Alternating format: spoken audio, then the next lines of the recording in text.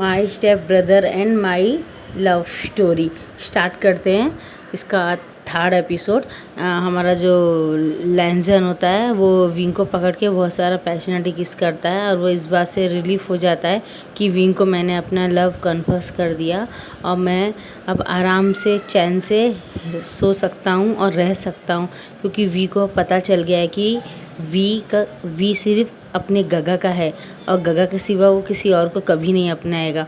और यहाँ से वी बोलता है, गगा मुझे आपसे कुछ बात करनी थी। तो बोलता है हाँ वी बोलो, बोलता है और उसको अपने लैब में बिठा लेता है और उसे बिल्कुल उसके बालों को पूरा एक छोटे से टॉवल लेके पूरा साफ़ कर रहा होता है और पहले से काफ़ी चेंज हो गया होता है और वो इस तरह से हो गया होता है जैसे कि एक हस्बैंड अपनी वाइफ के बालों को पोंछ रहा है, उसके पानी से उसकी तबीयत ना ख़राब हो जाए, ज़्यादा देर गीला उसका बाल नहीं रहना चाहिए। बहुत केयरिंग और बहुत प्यार से उसको केयर कर रहा होता है और उसको जब वो गोदी में बिठा के पूरा साफ़ कर रहा होता है तो उसका भाई आ जाता है और बोलता है, लैंजन तुम आए नहीं आज क्लासेस में।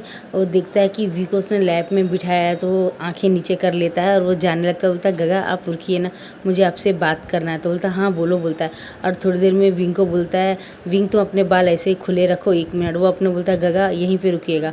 और वो 2 मिनट अपना वाइट रिबन अपने माथे से निकाल के अपने हाथ में और विंग के हाथ में बांध लेता है और वो गगा के पास बैठ के और उसको बो करके बोलता है, गगा मैं वी को अपना हस्बैंड मानता हूँ। मैंने बचपन से वी मेरे इसको छूता रहता था, मैं मना करता था, लेकिन अब मुझे इस बात का एहसास हो गया है गगा कि वी के जाने के बाद में मैं वी के बगैर रह नहीं सकता हूँ। ब्रदर तो आप मुझे माफ़ कर दीजिए, मैं वी से बहुत प्यार करता हूँ, इसलिए मैंने इसको हाथ में रिबन बांध दिया आपके सामने, ताकि आपको पता रहे कि मैं वी को अपना हस्बैंड मान चुका हूँ और हम दो के बीच में वो सब कुछ हो चुका है जो एक हस्बैंड वाइफ के बीच में होता है।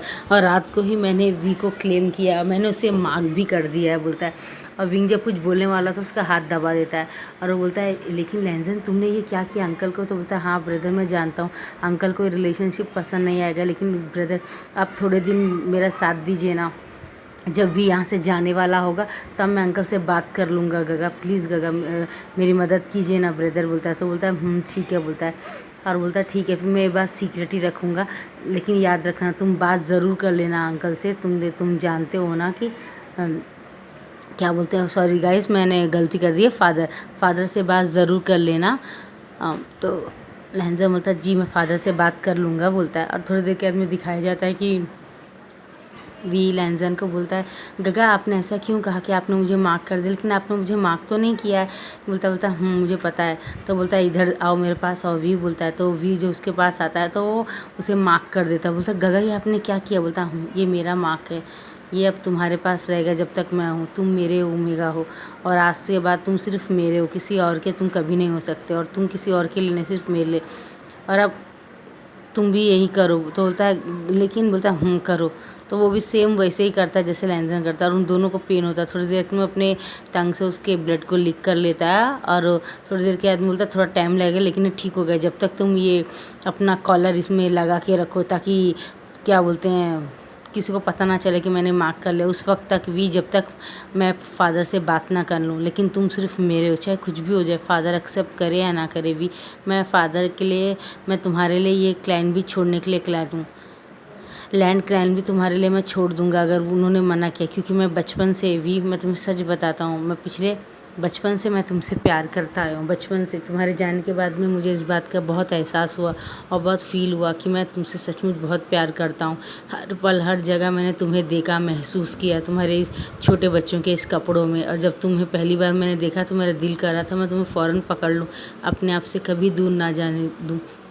तुम जब चले गए तो मुझे ऐसा लगा जैसे मेरी शरीर में से आत्मा चली गई, मैं सिर्फ जी रहा था। पहले से और बहुत क्रूर हो गया तुम्हारे जाने के बाद में। जब मैं वापस आया था क्लाइंट में और तो मैंने फ़ादर से पूछा था कि वी कहाँ है, तो फ़ादर ने कहा कि तुम यहाँ रहना नहीं चाहते थे और अपने आप से चले गए। इसलिए जब फर्स्ट टाइम तुम दीवार चढ़ के 2 मटकी शराब लेके आए थे, तुम्हें देखते मुझे बहुत गुस्सा आया कि तुम इस तरह कैसे खुश रह सकते हो, मुझे इस तरह दुखी करके मुझे छोड़ के चले गए थे। मुझे मेरे पास रहना रहना नहीं चाहते थे, मैं तुमसे बचपन से प्यार करता हूँ, कितना केयर करता था।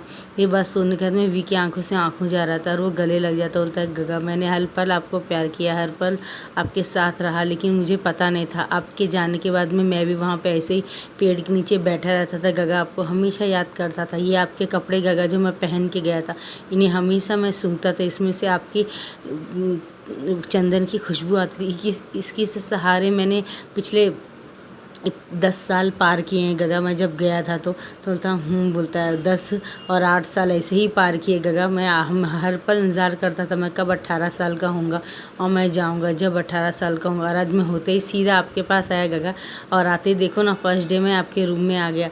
मुझे बहुत खुशी गगा, आपने मुझे वापस अपना लिया। मुझे लगा कि आप किसी और लड़की या लड़के, तो बोलता ऐसा कभी नहीं होगा भी।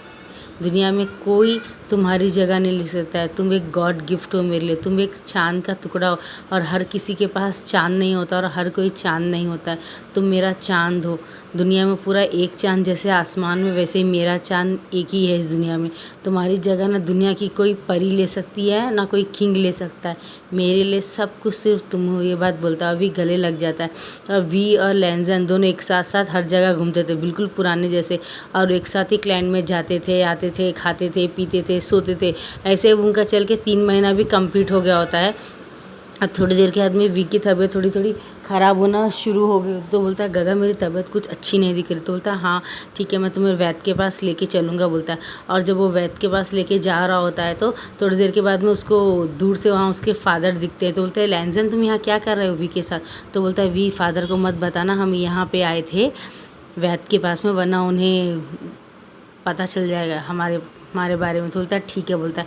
तो बोलता है नमस्ते फादर, यानी सॉरी अंकल, हम अच्छे हैं। तो बोलता है हम यहाँ क्या कर रहे हैं? मैं मार्केट में कुछ लेने के लिए आया था, अब हम थोड़े दिन ही बचे, हम वापस चले जाएंगे ना, इसलिए मैंने सोचा था मैं यहाँ से जो कुछ भी मुझे पसंद है वो मैं यहाँ से ख़रीदता जाऊँ, इसलिए मैं अपने साथ लैंजन को लेके आया था। लैंजन मेरी मदद कर रहा था। बोलता और वो अपने पॉकेट से पैसा निकालता, यानी निकाल बोलते ये लो लैंजन ने पैसे, वी को जो भी चाहिए उसे दिला दो, खाने पीने का, या यहाँ तक कि उसे जो एम्प्रेस स्माइल पसंद है वो भी दिला दो, जाते जाते अपने साथ ले जाएगा, क्योंकि मैं जानता हूँ वी को वो बहुत पसंद है।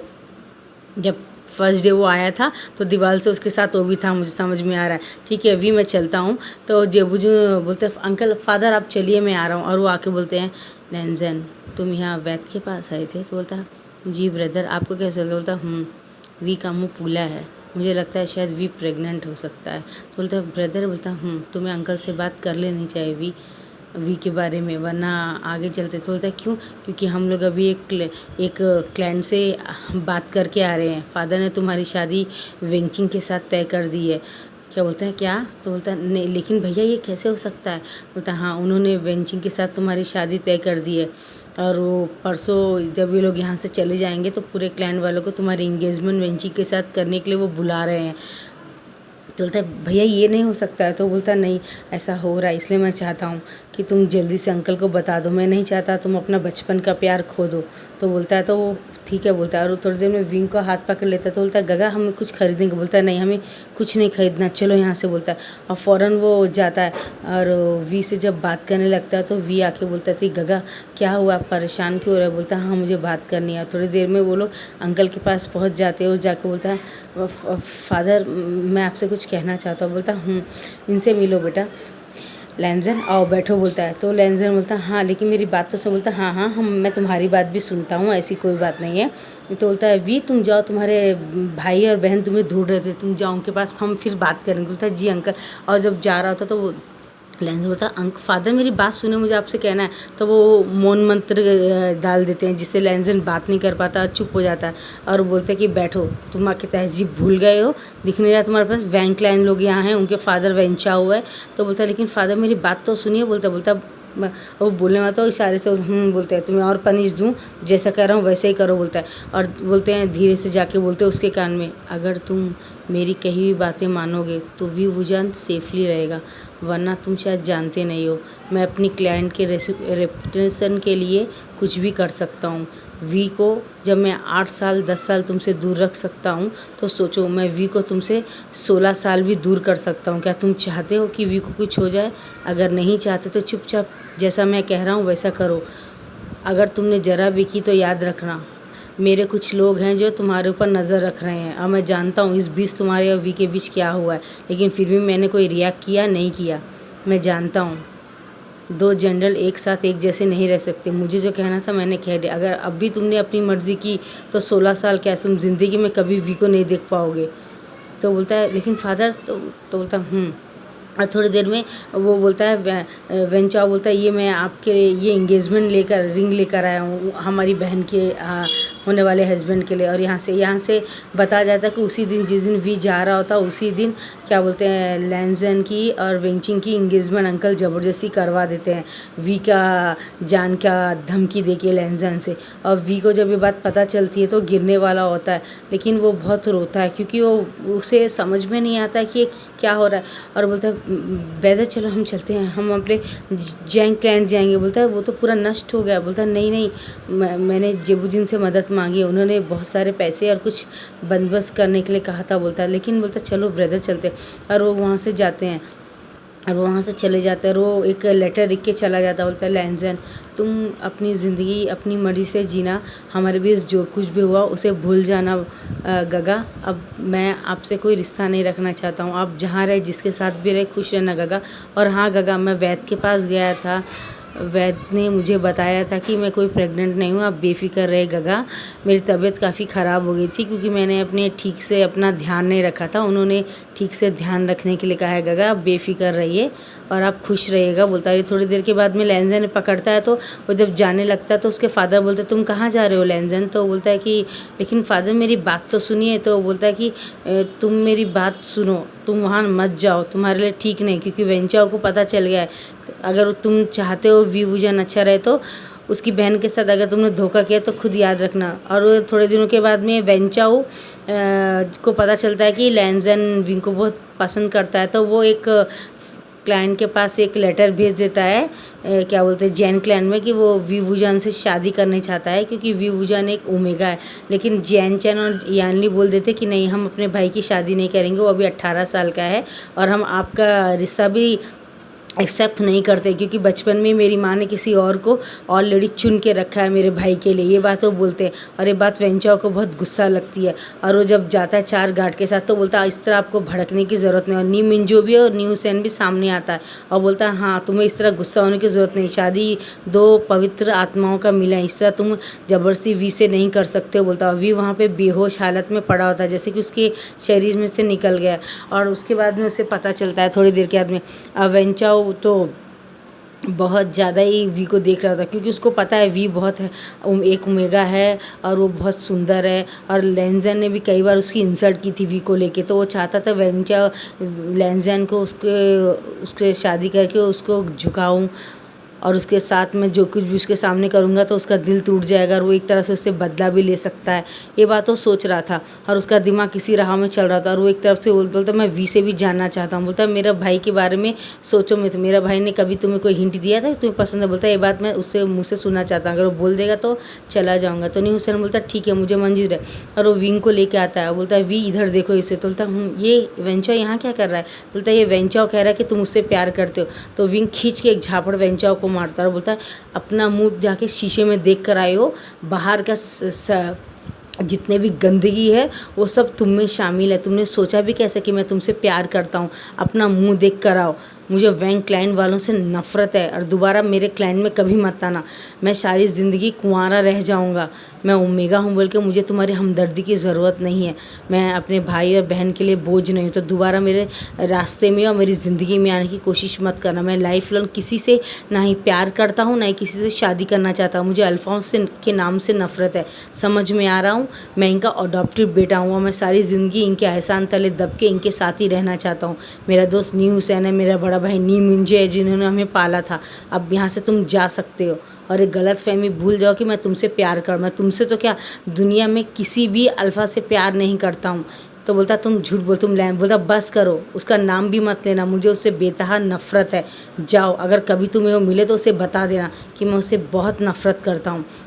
और गाइस मैं यहाँ से आपको बता दूँ, यहाँ से लैंजन के पास में वेंचा जानबूझ के जाता है और बता देता है कि विंग किसी और अल्फ़ा से इंगेजमेंट कर चुका है और उसने तुम्हें एक मैसेज दिया कि तुम चाहते हो अपनी लाइफ में खुश रहे तो तुम उससे कभी सामने से कभी नहीं मिलोगे। ये बात उसे बता देता है। थोड़ी देर में बताया जाता है कि हमारा जो ये होता है कौन, वी वुजान होता है और वो रो रहा होता है रूम में और रोते रोते बेहोश हो जाता है। और वो लोग नी मुंजे आते हैं। नी मुंजे आने के बाद में एक उसको लेके आते, वैद को लेके आते हैं और बताते हैं जी हाँ, उसे पता चलता है कि वी वुजान 2 महीना प्रेग्नेंट है। और बोलता है वी तुम तो बोलता है मुझे माफ़ कर दे। बोलता है ये किसका है? तो बोलता है लैंजन। तो बोलता है तो लेकिन उसकी तो शादी नहीं, तुम ये बात उसे बता सकते हो ना? तो बोलता है नहीं, लैंजन के फादर ने मना किया है, उन्होंने मेरी जान की धमकी दी है और मैं नहीं चाहता, मैं अपने बच्चे को अकेले ही बड़ा करूँगा। तो बोलता लेकिन ये बहुत मुश्किल है, मेरी बात क्यों नहीं सुनते हो? तो बोलता नहीं, ये नहीं होगा और मैं ये नहीं करना चाहता हूँ। और यहाँ से हमें दिखाया जाता है कि वी का वो 3rd मंथ चल रहा होता है और वो बाहर पेड़ के नीचे बैठा होता है और एक इंसान घोड़े में भाग के आ रहा होता है और सडनली उसका एक्सीडेंट हो जाता है, यानी उसके घोड़े को कुछ प्रॉब्लम हो जाती है उसके पाँव में, सडनली वो गिर जाता है। और जब वो गिर जाता है तो फ़ौरन भाग के हमारा वी जाके उसे उठाता है। आप ठीक तो है ना? जब वो देखता है तो वो क्या बोलते हैं, दूसरे देश का एक राजकुमार होता है, वो बेहोश हो जाता है उसके बाहों में और वो उसे उठाता है और उसे उठाने के बाद में उसको वैद्य के पास ले जाता है। और यहाँ से दिखाया जाता है कि अब 1 महीना हो गया होता उनके पास, क्योंकि वो थोड़ी सी काफ़ी चोट लगी होती उसके पाँव में, जिससे वो राजकुमार चल नहीं पाता था। थोड़े दिनों के बाद में राजकुमार अच्छा हो जाता है और वो चलने लगता है। तो बोलता है आपका बहुत बहुत धन्यवाद, आपने मेरी बहुत रक्षा की। मेरे फादर तो 1-1.5 महीने से मुझे ढूंढ ही रहे होंगे क्लाइंट में। तो वो यान यान का रहता है, इसका ये राजकुमार का नाम नहीं यान यान रहता है, ये यान क्लान का राजकुमार रहता है। और उसकी एक बहन होती है दिलरुबा, उसकी सगी बहन रहती है। उसके फादर की 2nd वाइफ की बेटी होती है दिलरुबा और यान यान 1st वाइफ का बेटा रहता है।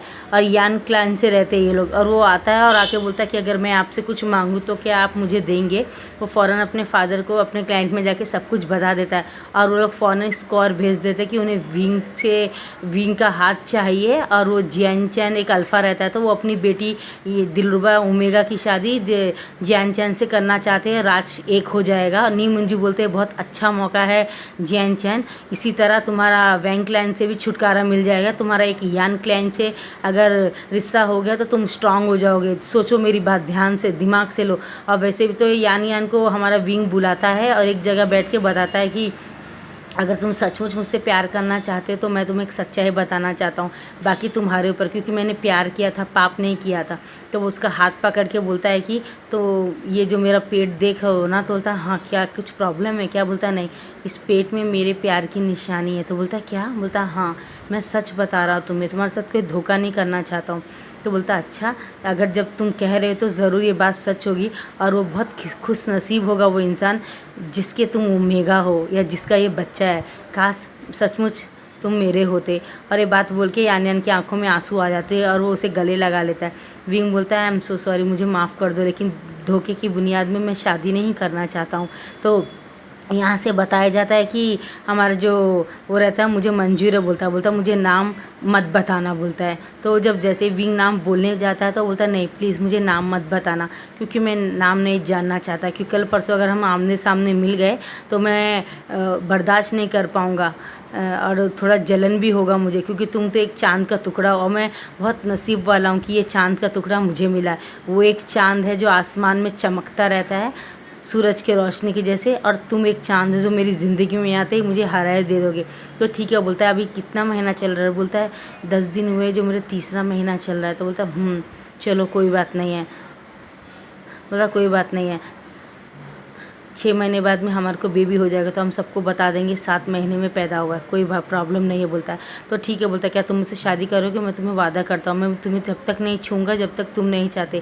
तुम्हारा बेबी मेरा बेबी होगा और मेरे नाम से ही जाना जाएगा। तो बोलता है लेकिन बोलता है बेफिक्र रहो, मैं तुम्हें, हम एक दोस्त के ऐसे तो रह ही सकते हैं ना। तो बोलता है ठीक है। बोलता है थोड़ी देर के में दिखाया जाता है विंग के शादी का कार्ड जैन क्लैन से नी हुसैन का और नी मुंजे के भाई जाके लैंड क्लैन में जाके दे के आते हैं। और लैंजन जब पढ़ता तो उसे बहुत गुस्सा आता है और वो उसको फेंक देता है और गुस्से से लात मार के वहाँ से चला जाता है रूम में और जाके पूरे सामानों को तोड़ने नहीं लगता है। वी तुम ऐसा नहीं कर सकते, वी तुम ऐसा नहीं कर सकते, तुम मेरे ओमेगा हो। और जैसे वो जा रहा होता तो अंकल बोलते रुक जाओ, तुम्हारी शादी होने वाली है, तुम्हारी शादी है परसों और तुम इस तरह नहीं कर सकती, तुम्हें पता है ना मेरे बारे में। लेकिन अंकल बोलता बस बहुत हुआ, उसने अपना रास्ता चुन लिया, अब तुम भी चुन लो, तुमसे ज़्यादा समझदार हो। वी वुजान बोलता है उसकी शादी राजकुमार यान के यान से हो रही है, यान क्लैन से, और उसकी बहन दिलरुबा की शादी जियान चैन से हो रही है। उन्होंने अपना रिलेशनशिप पक्का कर लिया है और अपना रिश्तेदारी भी कर लिया है, स्कोर भी भेज दिया, अब अपना दिमाग से काम करो।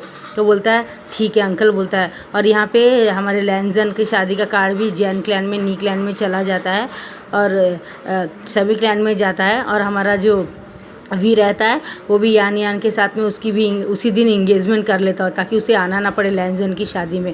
और लैंजन मार के शादी कर लेता है। थोड़ी देर में बताया जाता है कि हमारा जो विंग होती है उसकी इंगेजमेंट हो जाती है यान से, और दिलरुबा की इंगेजमेंट हो जाती है जियान चैन से। और ये दोनों बहुत खुश होते हैं और उसकी बहन से आशीर्वाद लेने आते, तो बोलते तुम लोग हमेशा खुश रहो, बस यही करती हूँ। और अब से ठीक 15 दिन के बाद में शादी का दिन निकाला जाता है। अब लैंजन की शादी होकर 15 दिन हो गए होते हैं और 15 दिन बाद आज विंग की शादी होती है और जियान चैन की दिलरुबा से शादी होती है। अब इन दोनों की शादी हो जाती है और लैंजन इस तरह लेटा होता है जैसे कि उसके शरीर से आत्मा निकल गई है। वो बोलता है वेंगचिंग को कि तुम इस मेरे रूम में मत आना, मेरी जिंसी में बिल्कुल मत आके पाँव लगाना, ये मेरी जिंसी है, तुम चाहो तो अलग के रूम में रह सकते। लेकिन बोलती बस अगर तुम चाहती हो कि हमारा रिलेशन रहे तो ठीक है, वरना मैं तुम्हें तलाक दे दूंगा अगर तुमने मेरी बात नहीं मानी। तो बोलता है ठीक है मुझे मंजूर है। और एक बात, हमारे रिलेशनशिप के बारे में बाहर किसी को बताने की ज़रूरत नहीं है, चाहो तो पूरी तरह से तलाक ले लो या तो अकेले ज़िंदगी जी सकती हो, अगर तुम किसी और से प्यार भी करती तो मुझे कोई आपत्ति नहीं है। तो बोलती ठीक है बोलती है। और ऐसे इनका रिश्ता चल रहा था। अब यहाँ से दिखाया जाता है कि हमारे यान की विंग के साथ शादी हो जाती है। विंग की शादी होकर 3 महीना कंप्लीट हो गया होता है और हमारे वी वुजान का 6ठा महीना चल रहा होता है। और उनके राजकुमार और उसके फादर और सब खुश होते हैं कि शादी के होते ही हमें दादा बनने का सौभाग्य मिल गया। और यान बोल देता है हाँ कि मेरी वाइफ वी वुजान प्रेग्नेंट है, बता देता है। और ये पूरे क्लाइंट में फैल जाती है बात और लैंजन को बहुत गुस्सा आता है और डेली वो 4 बॉटल और 6 बॉटल शराब पी के घर में आया करता है और डोर को बंद करके सो जाता है। उसकी ज़िंदगी पूरी तरह से हेल हो गई होती है। अब वी वुजान के प्रेगनेंसी का टाइम नज़दीक आ रहा था लेवल पेन का। तो उसके फादर बोलते हैं, लेकिन बच्चा बोलते हैं फादर आप समझ नहीं रहे, वी का बहुत जल्दी हो रहा है, शायद 7वें महीने में इसकी डिलीवरी हो जाएगी। तो वो वैद्य को बुलाते, तो वैद्य को यान बहुत सारे पैसे देता और जैसे वो कहता है वैसे ही करने कहता है। बोलता हाँ महाराज हमें माफ़ कर दीजिए, इनको ट्विंस बेबी हैं, जुड़वा बच्चे हैं और ये क्या बोलते हैं वक्त से पहले ही, और मेरे ख्याल से 7 महीने में आ रही, बहुत साहसी है, ये सब बोलता। तो उसके फादर बहुत खुश हो जाते हैं। और यहाँ से हमारे विंग को बहुत ज़ोर से पेन हो रहा होता है और वो चिल्ला रहा होता है। और जब वो लैंजन बोलने वाला होता तो यान उसके मुँह में हाथ रख देता, बोलता ये नाम कभी मत लेना वरना। तो बोलता हाँ मुझे माफ़ कर दो। और बोलता मुझे छोड़ के मत जाओ। बोलता हूँ मैं तुम्हारे पास रहूँगा। और सारी डिलीवरी के टाइम में वो यान सिर्फ विंग के मुंह को ही देख रहा होता है, उसके बॉडी को बिल्कुल नहीं देख रहा होता है। और वहाँ पे दाई लोग, अब नॉर्मल डिलीवरी हो गई होती है विंग की और उसको 2 जुड़वा बच्चे पैदा होते हैं और उसके एक का नाम वो आयान रखता है, एक का नाम वो जिंगमिंग रखता है। और वो बिल्कुल लैंजन की एक कार्बन कॉपी होती है। नेक्स्ट एपिसोड में देखेंगे क्या होता है गाइज। लाइक शेयर कमेंट कीजिएगा। Bye bye.